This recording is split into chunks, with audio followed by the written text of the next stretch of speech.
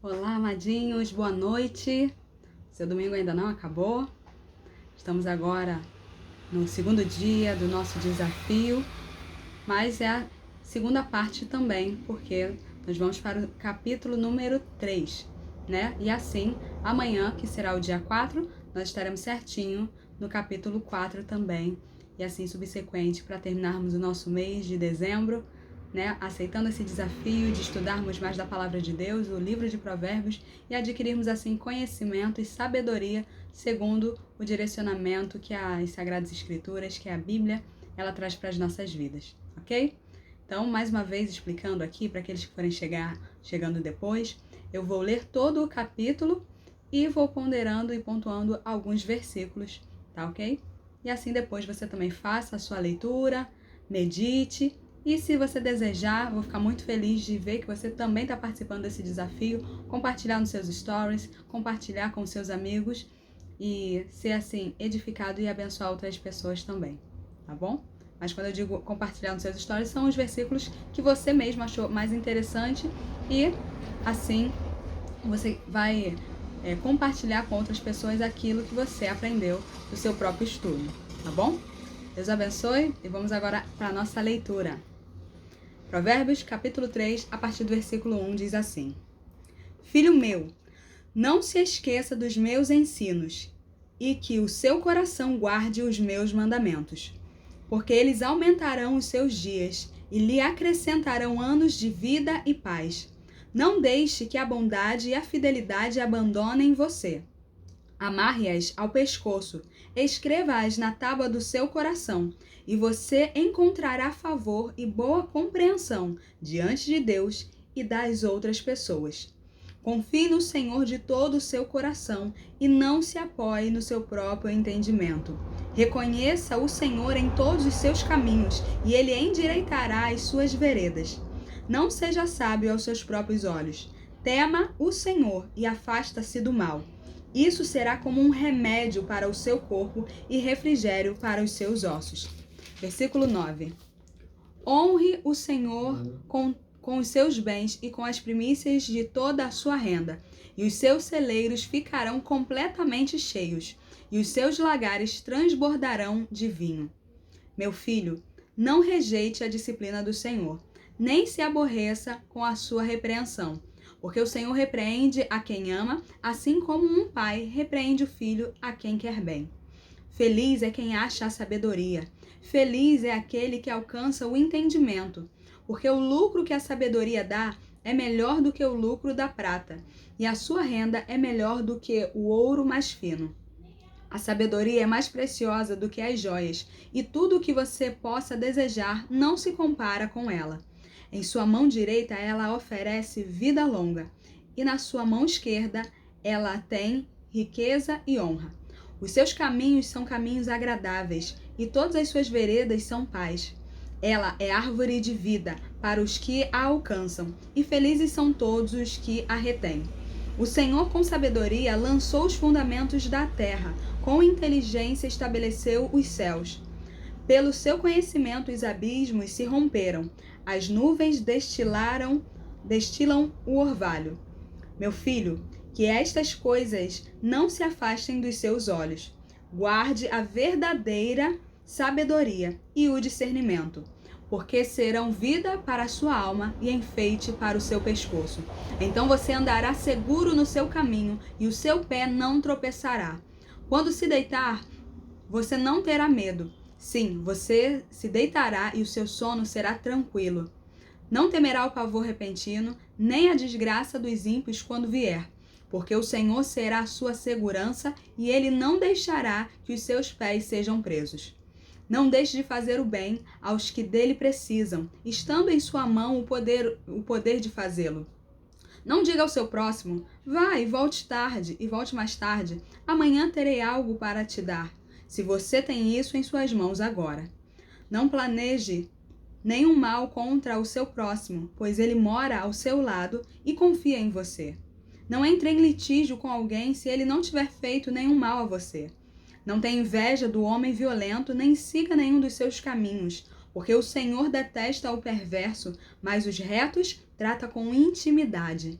A maldição do Senhor está sobre a casa dos ímpios, porém a morada do justo ele abençoa. Certamente ele zomba dos zombadores, mas dá graça aos humildes. Os sábios herdarão honra, mas aos tolos está reservada a vergonha. Somente até aí, capítulo 3 de Provérbios. Então, eu vou aqui trazer alguns pontos. Nós podemos ver que no versículo, a partir do versículo 1 e 2, né? Mais uma vez, Salomão está se comunicando ali como um pai que está orientando o seu filho. E qual é o tipo de orientação que ele está trazendo? Ele está sendo incisivo em falar: meu filho, guarde essas palavras. Guarde isso que eu estou te ensinando, que eu estou aqui dedicando tempo para passar, para transmitir para você, porque isso vai trazer benefícios para a sua vida. Ele continua, ele começa ali a expressar os benefícios e ele fala sobre o aumento dos seus dias e os dos seus anos. Mas ele não fala aumentar de qualquer maneira, mas ele fala que esses anos, se você guardar os mandamentos, eles vão ser aumentados com paz. Querido, só viver, ou no estilo de sobreviver, não é isso que Deus tem para as nossas vidas, mas ele quer dar a paz. E aquela paz que o próprio Senhor Jesus, ele chegou e diz: a paz que não há que o mundo dá, mas a paz que vem de Deus. Continuando, o versículo 3 e o versículo 4. Eu fiz aqui algumas anotações. Ele vem falando sobre a bondade que nos faz encontrar favor diante das pessoas e principalmente diante de Deus. Então, quando nós estamos realmente, conforme ele falou, encontre a bondade e a fidelidade, amarre-as no seu pescoço.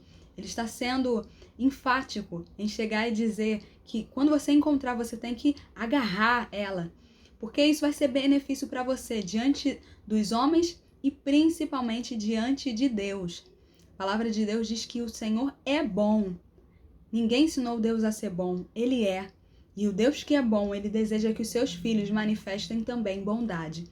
Então, que nós possamos ser firmes em manifestar a bondade do Senhor. Eu já aproveito isso para atrelar também ao que diz lá o versículo 27 e 28, que diz: se você pode fazer o bem para alguém, não diga para a pessoa: olha, vai, depois mais tarde volta que eu posso chegar e fazer, ainda conjecturando se vai beneficiar aquela pessoa ou não. O versículo vem dizendo: se está no seu poder fazê-lo, faça. Não fique retendo nenhuma bênção sobre a vida das outras pessoas. Não trate a necessidade do seu próximo de qualquer maneira. Ah, eu posso fazer, mas estou com preguiça, mas não quero. Isso não é agradável diante de Deus. Aqui o autor de Provérbios está sendo enfático em dizer: não faça isso, mas que você possa abençoar, se está no teu poder, de fato, de poder abençoar a vida de alguém. E querido, isso não tem a ver com dinheiro. Todos nós temos alguma oportunidade ao longo do nosso dia de beneficiar, de ser um abençoador na vida das pessoas que nos cercam. Então que nós venhamos ter esse compromisso de ser filho do nosso Pai, que é bondoso, e manifestarmos a bondade dele. Continuando aqui o versículo 5. Ele vai nos alertar, a partir do versículo 5 até o 10. Ele vai nos alertar a nós não nos apoiarmos no nosso próprio entendimento, mas a temermos a Deus e nos desviarmos do mal. Então, com a nossa natureza humana, né? Nós vamos crescendo, cada vez que nós vamos amadurecendo, nós vamos nos tornando independentes dos nossos pais, correto? Se eu chegar e falar para você: olha, conheço uma pessoa de 50 anos que ainda é mantido pelo pai e pela mãe, você vai achar isso muito estranho. Fala, essa pessoa tem algum tipo de problema, porque é natural que a nossa maturidade faça com que nós venhamos ter independência. Temos o nosso emprego, venhamos pagar as nossas contas e venhamos tomar as nossas decisões. E isso, né, escolhendo bem, porque amadurecemos. Isso é o que acontece naturalmente com todo ser humano. Mas com relação ao nosso Pai, que é Deus, já maturidade é igual a dependência. Com nossos pais naturais, nossos pais aqui terrenos, obviamente, maturidade é independência. Mas com o nosso Deus é depender dele e depender da orientação dele. Por isso que ele está dizendo: não se apoie no seu próprio entendimento. Teme ao Senhor e se afaste do mal, porque ele vai endireitar as suas veredas. Nós precisamos reconhecer que Deus, de fato, é Deus, está no controle absoluto de tudo, e nós podemos acessar esse Deus, falar com ele, pedir a orientação dele, e ele mesmo vai endireitar os nossos caminhos para que nós possamos passar em lugares planos e não escorregadios e não lugares perversos, mas isso nós precisamos estar ligados com Ele. Quantas vezes nós fazemos escolhas ruins, pautadas na nossa visão limitada e humana, e depois colocamos a culpa para Deus. Por que Deus me deixou fazer isso? Por que Deus foi lá e me permitiu ser enganado dessa forma? Mas você consultou a Deus? Você perguntou qual era a vontade dele? Não, na hora de resolver você quis resolver do seu jeito, mas na hora do problema você quer chegar e colocar a culpa em Deus. Não, o autor aqui de Provérbios está nos alertando. Teme ao Senhor e se aparte do mal, porque isso vai ser benefício para a sua vida, ok? Então que nós venhamos ser assim, pessoas que dependem de fato do nosso Pai Celestial, que ouve a voz dele e que é guiado por ele. Versículo 11 e 12 vem falando sobre o seguinte, né? Quantas vezes nós somos corrigidos e não gostamos? Se alguém falar aqui para mim, oba, Deus chamou minha atenção, disse que não era para eu fazer tal coisa. Ninguém gosta. Mas aqui ele está sendo enfático em dizer o seguinte: meu filho, não rejeite a disciplina do Senhor, nem se aborreça com a sua repreensão, porque o Senhor repreende a quem ama, assim como um pai repreende o filho a quem quer bem. Sempre quando eu leio esse versículo, me vem à memória aquela situação que provavelmente você já passou, de ver alguma criança birrenta, fazendo um escândalo, querendo alguma coisa, e você na sua mente, provavelmente igual eu também faço, julgou, dizendo, se fosse meu filho, eu não deixava fazer isso. Eu ia chamar aqui, ia corrigir ele. A gente não faz isso? Mas porque não é o seu filho, você pode ter os melhores conselhos e as melhores opções para fazer com aquela criança. Mas você não pode fazer nada, porque isso não é a sua responsabilidade. Você não tem conhecimento ali da vida daquela criança, você não tem intimidade e por isso você não pode corrigir, ainda que você esteja vendo que ela está fazendo alguma coisa que é errado e que vai trazer malefícios para a vida dela. Obviamente, só se for alguma coisa que vai trazer prejuízo para a vida dela física, né? A criança está se pendurando em alguma coisa e tem que tirar. Mas fora isso, você não pode se meter. Você vai julgar, vai saber que é errado, que vai ser prejudicial para a criança, mas não pode fazer nada. Por quê? Não é o seu filho. Então, aqui está sendo feito um paralelo. Quando não é o nosso filho, a gente não pode fazer nada. Mas você não é filho de Deus? Então, se você é filho de Deus, o seu pai, ele vai te corrigir. E quando ele te corrigir, não se aborreça. Porque isso significa que Deus te ama e ele te considera filho. Porque aquele que não é filho, conforme eu acabei de falar do exemplo aí da criança mimada, não é teu filho, você não se mete. Mas porque você é filho, Deus vai se meter na sua vida e ele vai te corrigir. Aceite a correção do Senhor, porque isso é a expressão do amor dele. Quando Deus não corrige, significa que Deus já nos deixou a nossa própria vontade. E a nossa vontade não é igual à vontade de Deus, os nossos pensamentos não são igual ao pensamento de Deus. Só a vontade de Deus que é boa, agradável e perfeita. Então que nós venhamos ter um coração disponível, né? Um coração disposto a ser disciplinado por Deus. E quando isso acontecer, saiba, Deus te ama. É por isso que ele está te corrigindo. Aceite, não se esmoreça, pelo contrário, se alegre e se arrependa daquilo que for necessário para você se arrepender, ok?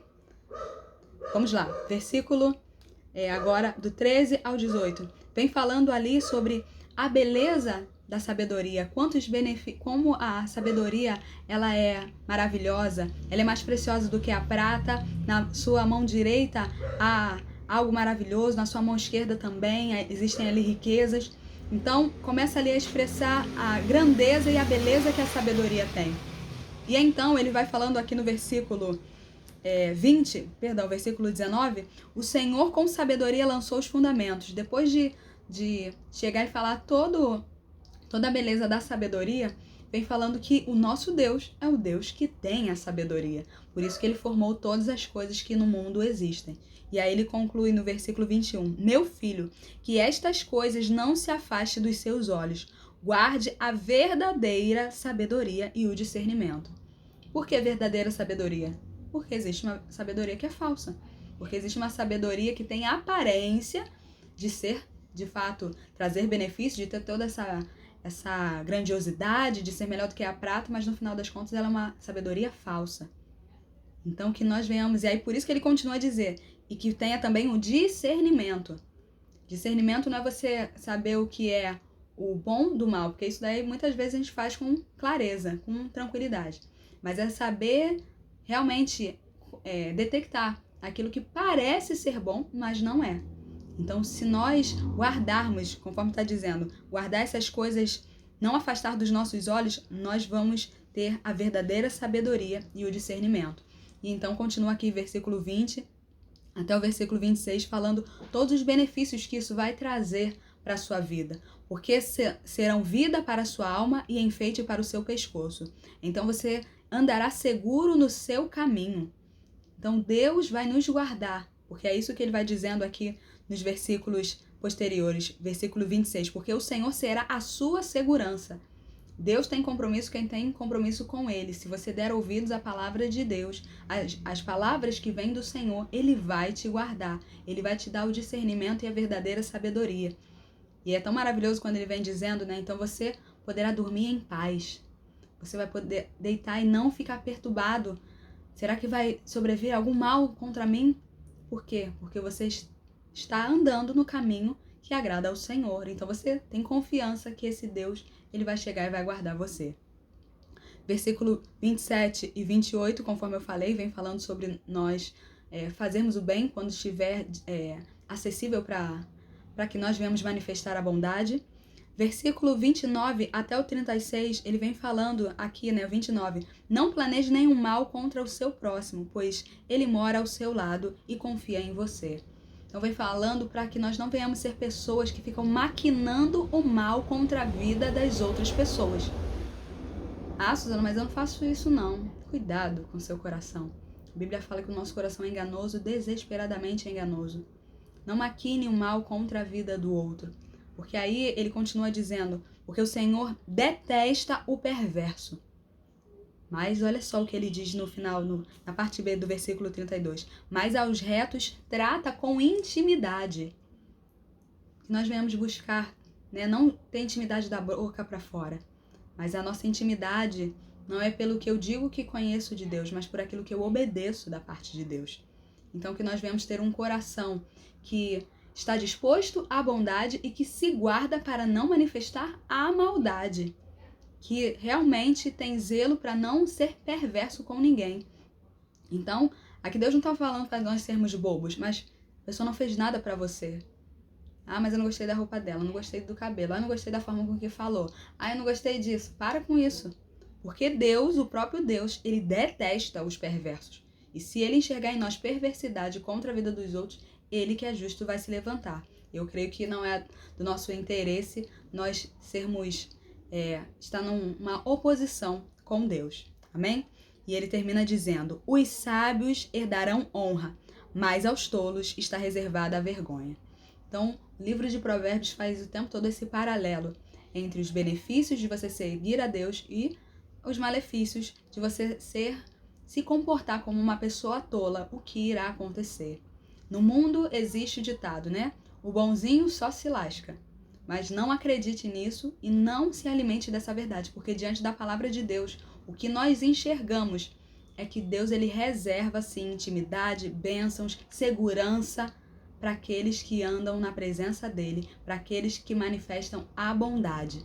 Amém? Então que você seja motivado a manifestar a bondade, mas que acima de tudo você olhe para aquele que realmente é todo graça e todo bondade. A bondade dele foi que nos alcançou, por isso estamos aqui.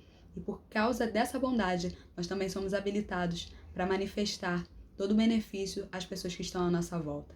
Tá bom? Deus te abençoe. Amanhã temos muito mais, né? Ao longo desse mês de dezembro. E que nós possamos estar crescendo no conhecimento da palavra de Deus e nos alegrar de terminar esse ano vendo, olha, quanto eu cresci, quanto eu aprendi. Que o Espírito Santo, que é aquele que convence o homem do pecado, da justiça e do juízo, ele venha se manifestar nas nossas vidas, nos corrigir naquilo que nós precisamos ser corrigidos e venha também nos dar ânimo e vigor para continuarmos firmes em fazer aquilo que é acertado e agrada ao coração dele. Um grande beijo a você, até amanhã!